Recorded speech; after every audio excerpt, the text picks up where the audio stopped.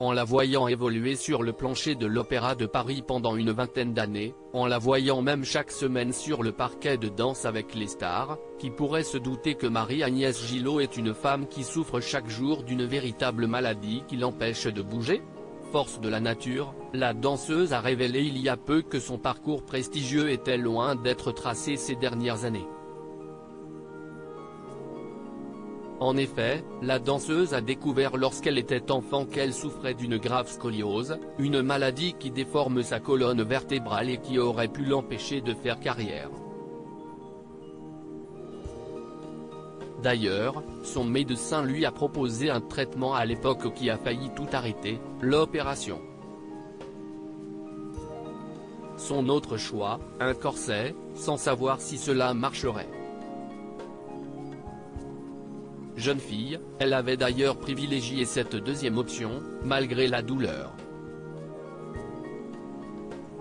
Ce corset me meurtrit jusque dans ma chair. Je dois porter un t-shirt sous le plastique, et les coutures, elles aussi, s'enfoncent dans ma chair. J'ai mon sein coupé en deux, des escarres à la hanche, à la fesse, une plaie ouverte, avait raconté dans une autobiographie il y a quelques mois la maman du petit Paul, qui a arrêté sa carrière de danseuse étoile il y a 5 ans déjà. Ce qui ne l'a pas empêché de continuer de souffrir. En effet, encore très récemment, elle s'était confiée au magazine Pleine Vie sur les douleurs qu'elle continue de subir.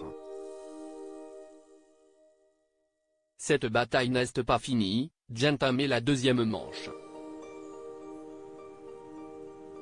Ma maladie, osseuse, est évolutive, cela va aller de pire en pire. Je n'en ai parlé que très tard, une fois étoile. Ah, au fait, je suis handicapé à 100%. Ce handicap invisible m'a fait me sentir différente. J'ai eu cette chance d'être animé par ma vocation, qui m'a permis de survivre, pas de vivre. Une vocation qui lui a quand même permis de se produire sur les plus grandes scènes du monde et d'atteindre le plus haut niveau de l'Opéra de Paris en devenant danseuse étoile. Aujourd'hui, la danseuse continue de se produire régulièrement, notamment pour le spectacle des Enfoirés, dont elle fait partie depuis quelques années. Un exercice bien loin de la rigueur de l'opéra, dont elle ne garde pas que des bons souvenirs ces dernières années, et notamment depuis sa brouille avec une autre ancienne danseuse, Aurélie Dupont, sa sœur de cœur, avec qui elle ne perd pas espoir de se réconcilier un jour. Je l'aimais encore et je l'aimerai toujours, et j'espère qu'un jour, quand nous serons grand-mères, on pourra se retrouver et mettre tout sur la table.